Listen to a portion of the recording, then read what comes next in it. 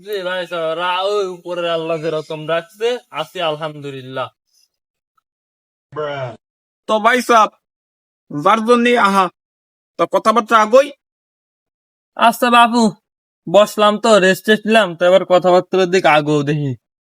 তো বাপু, সবকিছু তো হলো, তাই এবার তোমার মায়ের ডারে ডাকো দেখি।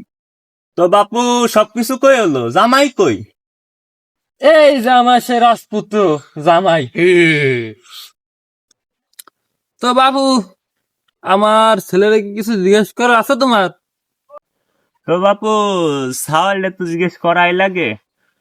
তো তোমার আছে কি বাপু?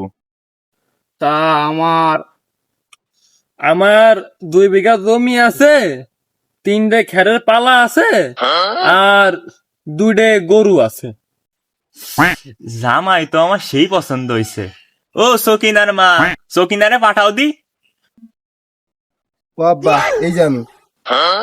ওঠো দি বাপু, ঘটক আমার মা এটাতে বসতে দাও দি। বসো মনি, তুমি বসো।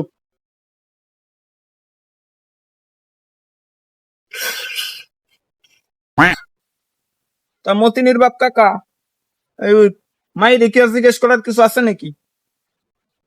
তো সকিনা মা, তোমার একটু দেখি তো। না না না, আমার শরম করে। ও বাবা বাবা বাবা, মায়ে পদ্মাশীল ঘটক সাহেব, মায়ে আমার একের পছন্দ হয়েছে, আপনি দিন তারিখ ঠিক করেন।